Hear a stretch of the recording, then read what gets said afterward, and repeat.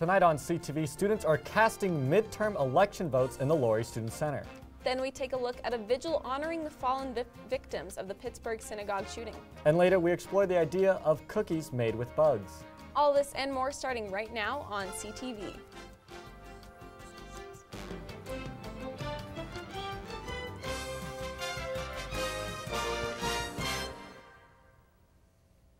Good evening, Rams, and thank you for joining us tonight. I'm Emma Iannacone.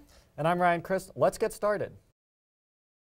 With only a few days left to cast your vote in the midterm elections, you can vote right here on campus. The Laurie Student Center has resources available to help students register to vote and hand in their ballots. The early voting center, located on the third floor of the LSC in the North Ballroom, is open Monday through Friday from 9 in the morning to 5 in the evening, and Saturdays from 9 in the morning to 1 in the afternoon. Students can register, vote in person, change their addresses, and drop off mail-in ballots up until Election Day at 7 in the evening. Luckily, Colorado is recognized as one of the safest places to vote. According to reports, Colorado has done virtually everything to avoid a repeat of outside interference. The polls close at Tuesday at 7 in the evening. A recently proposed bill will provide funding to the Apiculture Club to construct an educational beehive. ASCSU's Director of Campus Engagement, Sam Braun, presented the bill, and Senate unanimously approved the bill at last night's meeting. About $5,100 will be paid back to facilities management to pay for the cost. ASCSU also had a proposal concerning the funding of the bookstore's free Blue Books and for an identity awareness symposium. For more information about last night's meeting, you can check out today's Collegiate newspaper. In what's believed to be one of America's deadliest attacks on the Jewish community, 11 people were killed in Pittsburgh on Saturday during a Sabbath worship. Now people across the country are in mourning, including CSU. CSU freshman Joel Somerville wasn't surprised by the violence in Pittsburgh. The thing that really made it sting this time was I'd recently had hateful comments thrown my way by my peers. At close peers, and just only a few days later this was in the news, and it just felt all too real. But he feels comforted by the support from the CSU community and Rabbi Gorelick, who led a vigil in the Laurie Student Center ballroom on Tuesday evening. It's that sense of community, that unity, that gives you that strength to move ahead in a very difficult time. More than 200 people came together to honor the victims killed in Pittsburgh Tree of Life Synagogue. Obviously, it's not the circumstance we want everyone to come together in, but to see that everyone is here and opening their arms is great. Prayers, poems, and psalms were read as 11 candles flickered next to the podium in honor of those lost. So I'm hoping that going forward we can continue to grow and we can become stronger and prouder. And that in itself will bring that comfort and light, to this shattered world that we see right now. Comforting words for Joel and all of those who are hurting and trying to make sense of a senseless act. CSU has tremendous support and hopes students will reach out to counseling services. They are available for students struggling with the aftermath of the shooting. You can reach out to them at 970-491-6053. The Colorado Craft Brewers Summit is coming to CSU this Sunday and Monday. The summit, beginning Sunday afternoon in the LSC, is a conference for the independent Colorado craft brewers.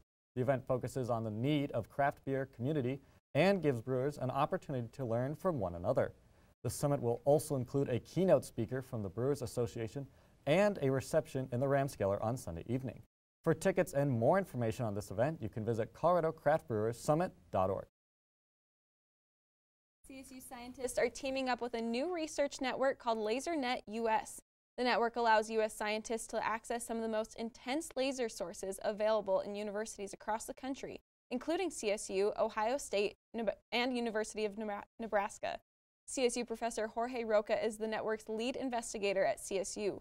LaserNet US is established by a 2-year, $6.8 million grant from the U.S. Department of Energy. For more information about this story, you can visit CSU Source. All of us are looking for that shortcut to staying healthy. Most Americans do this by working out, eating healthy, and taking supplements. But what if I told you there was a replacement for flour that could give things like cookies and muffins more protein? While it sounds perfect, there is a catch. This flour is made out of ground-up crickets. Crickets are already established as a culinary option in certain parts of the world, and it's slowly growing in popularity here in the United States, thanks in part to ongoing research here at CSU. The question is, will consumers in America bite? I've eaten crickets, but I would. And you would eat a cricket cookie? Yeah, of course. How come? Because they're full of protein and they're kind of cool and crunchy. Tiffany Weir is counting on that type of acceptance. As a researcher, she is interested in the nutritional value of these little creatures. And since insects contain a unique source of fiber, which is called chitin, it's not typically found in large amounts in our diet, we thought that it might have some interesting effects on the gut microbiota. Professor Weir is not alone. Insects in our food is already being promoted by a number of companies like Next Millennium Farm. The category, that being insect food, or in this case primarily what is cricket flour, has really exploded into the mainstream. What we're providing here is a superfood, primarily protein, as well as lots of other essential nutrients for people. Despite all of the internet marketing, many consumers are still skeptical. If I gave you a cookie that was high in protein and was good for your immune system, but the catch is that it was made out of crickets, would you eat it? No. Why? It's made out of crickets. Probably doesn't taste good. I mean, I would try it. I don't know if I would buy it, but I'd taste it, I guess. You don't think that'd be weird? I mean, a lot of people eat crickets. Professor Weir is looking for ways to make crickets more appetizing. We ended up settling on a pumpkin spice muffin because the pumpkin spice is a pretty strong flavor and it could mask the flavor of the crickets. The muffins are a little bit darker, so it kind of masks the darker color of the cricket flour.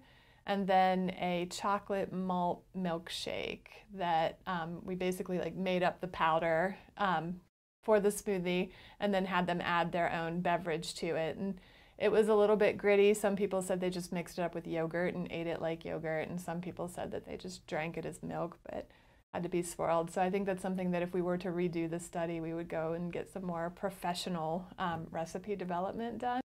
Well, it seems that a lot of people were on the fence about these crickets. You can decide for yourself. If you want to give it a try, the Welsh Rabbit here in Fort Collins serves locust-topped omelets, a goat cheese encrusted in black ants, and bread pudding with crickets. So Emma, after hearing about that, you know, all the protein it gives you and all the bacteria and how much it benefits our immune system, would you eat a cricket cookie or pumpkin spice muffin? Absolutely not. No. No, thank you. I'll just eat more vegetables. I'm okay. Yeah, you know, I felt the same way. I was asking a lot of people today if they would, and almost 9 people said that they were totally fine with it. And 3 people I asked today already had. And I was like, where are you getting these crickets? That's surprising to me. I've never considered it. Yeah, it's very surprising. Yeah. Well, in the midst of midterm elections, there's a lot to consider when voting. One CSU professor has considered a lot, especially when it comes to women voters. Professor Karen Vasby Anderson has published 2 books and a number of articles exploring the divide between female politicians and the Oval Office. In an interview with the Collegian, Vasby Anderson said, "We did a review of the literature and found that there were books saying women candidates needed to behave themselves differently. We have a culture which is inhospitable to women candidates, that the culture is what we need to change, not the candidates." After graduating with her doctorate, Vasby Anderson returned to CSU as a faculty member and expanded her area of research to the notion of gender in the U.S. presidency. She is currently studying the interaction of politics and popular culture. For more information on this story, you can visit collegian.com. It's about that time of the year when motivation to get to class and do homework can be tough. But today, the walk to class was much more inviting. Stretching from the plaza to the Behavioral Science Building, students were holding signs saying free hugs and offering some positive encouragement to passing students. One student told CTV they just enjoyed spreading some love to the Ram family. What a nice day to spend on campus. I know, it was a great way to start my morning, all these people offering free hugs. Oh, nice. Well, that's all the time we have for News Rams. Stay tuned for weather, sports, and entertainment coming up next. Good job. That's good. Why are we doing your game Because, sheet? I don't know, I felt like we needed to be formal.